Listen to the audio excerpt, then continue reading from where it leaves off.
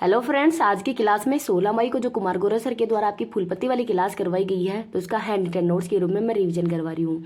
इस क्लास की पीडीएफ है वो टेलीग्राम पे मिल जाएगी। टेलीग्राम का लिंक इस वीडियो के कमेंट सेक्शन के अंदर पिन कर दूंगी। चलो बिना टाइम वेस्ट के क्लास की शुरुआत करते हैं क्वेश्चन नंबर 1 से। सिंगापुर के 4th प्रधानमंत्री के रूप में किसने शपथ ली है? तो लॉरेंस वोंग है। ये सिंगापुर के नए प्रधानमंत्री बन गए हैं। तो सिंगापुर के जो पहले प्रधानमंत्री थे ली लुंगू, इनके इस्तीफा देने के बाद में ही लॉरेंस वोंग है ये नए प्रधानमंत्री बने हैं। और जो ली कियान है ये ली लुंगू के ही पापा हैं और ये सिंगापुर के निर्माता भी इनको कहा जाता है।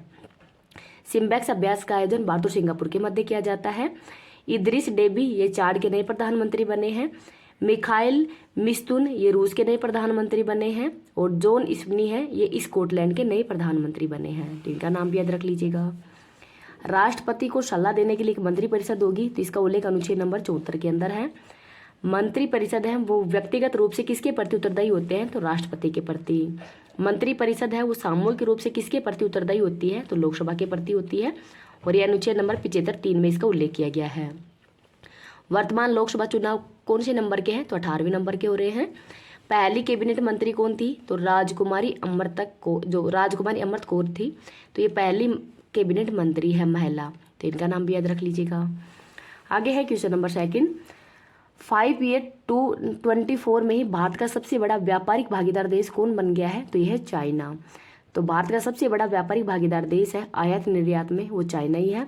तो पहले स्थान पर चाइना है, सेकंड स्थान पर यूएसए है और थर्ड स्थान पर है यूएई। चाइना की मुद्रा रेमनबी या युआन है। राजधानी बीजिंग है। राष्ट्रपति शी जिनपिंग है। मरुस्थल टकरा मकान है।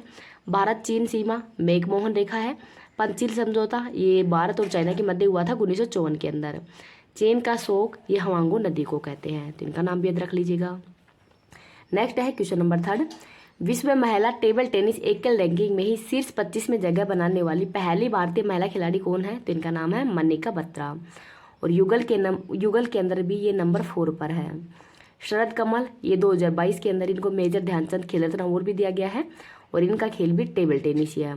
और वर्तमान में किसको दिया गया मेजर ध्यानचंद खेल रत्न अवार्ड है? ये सात्विक चिराग की जोड़ी को दिया गया है। और जो आज मैदान सीरीज है उसमें एपिसोड नंबर 21 किया जाएगा और गौरव सीरीज के अंदर एपिसोड नंबर 3 का रिवीजन करवाया जाएगा।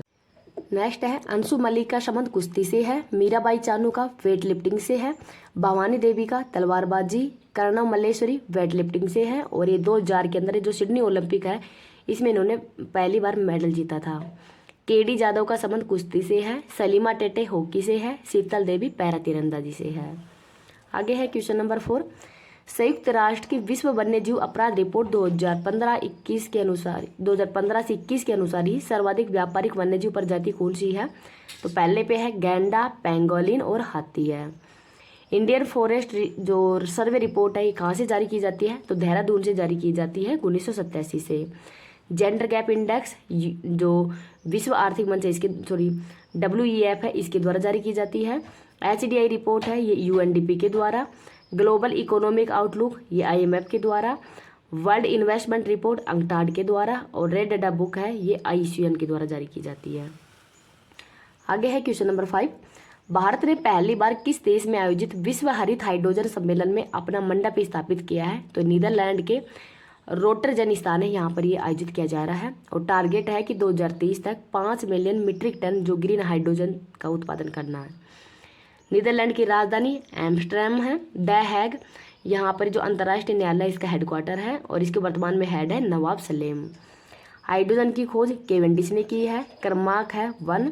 अन्य नाम आवारा तत्व है और समस्थानिक है प्रोटीनियम, ड्यूटीरियम और ट्रिटियम।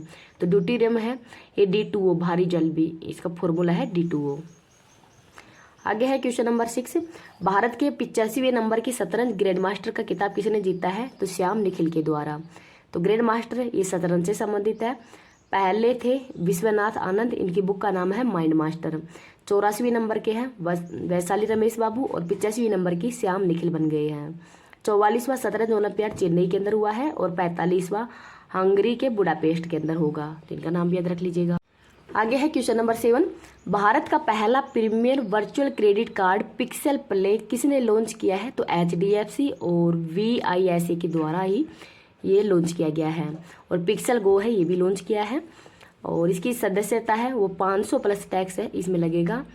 और जो पेज ऐप है जो कि मोबाइल ऐप है, यहाँ पर ये प्ले जो पिक्सल प्ले है ये लॉन्च किया गया है। लक्षद्वीप के अंदर ही पहला प्राइवेट बैंक HDFC है। बोम बैंक ऐप RBI ने बैन किया है, तो ये बैंक ऑफ बड़ौदा का है। आगे है क्वेश्चन नंबर 8, ठंडे लावा की विनाशकारी बाढ़ से कहाँ पर व्यापक जन और धन की हानि हुई है? तो इंडोनेशिया के अंदर।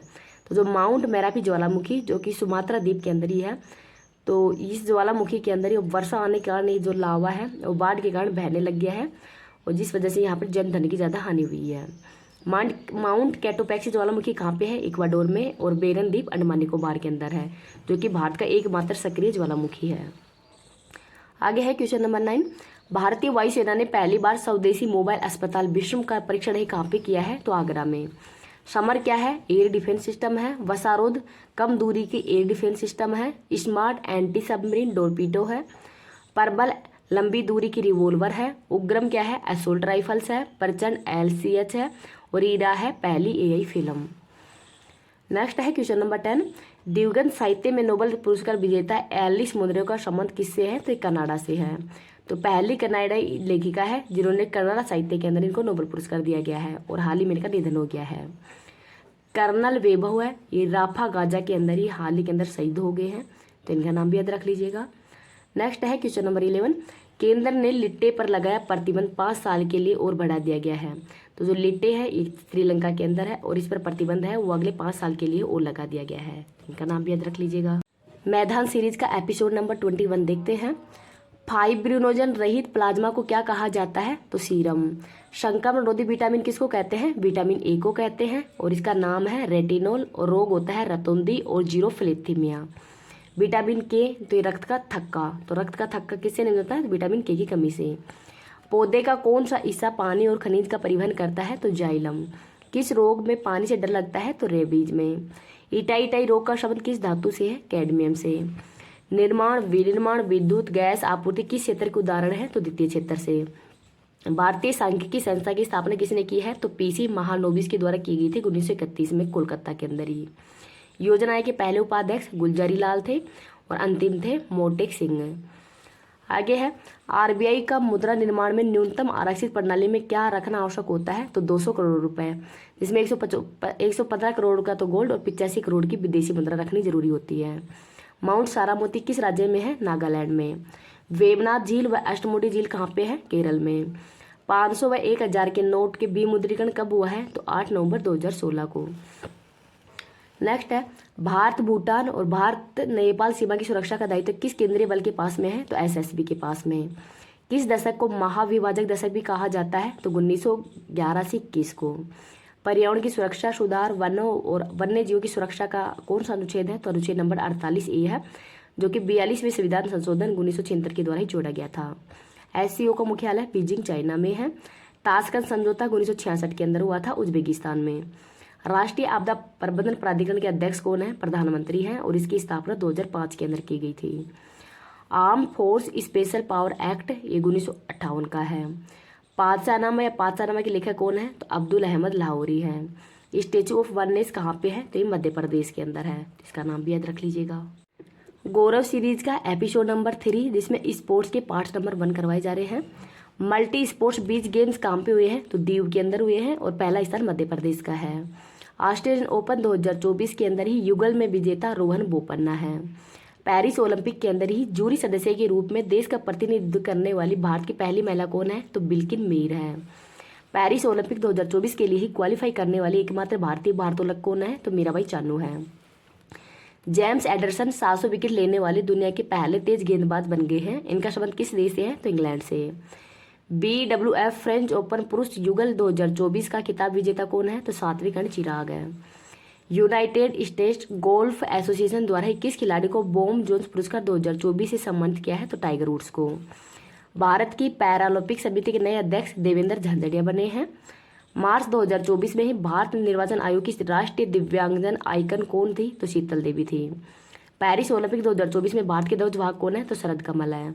राष्ट्रीय महिला हॉकी टीम की कोच कौन है? तो हरेंद्र सिंह है। फोर्थ खेलो इंडिया यूनिवर्सिटी गेम 2024 की पदक तालिका में कौन सी यूनिवर्सिटी शीर्ष स्थान पर रही है? तो चंडीगढ़। प्रो कबड्डी लीग के 10वें संस्करण के विजेता कौन है? तो पुनेरी है। और महिला प्रीमियर लीग 2024 का खिताब किस टीम ने जीता है? तो आरसीबी के द्वारा। तो इसका नाम भी याद रख लीजिए।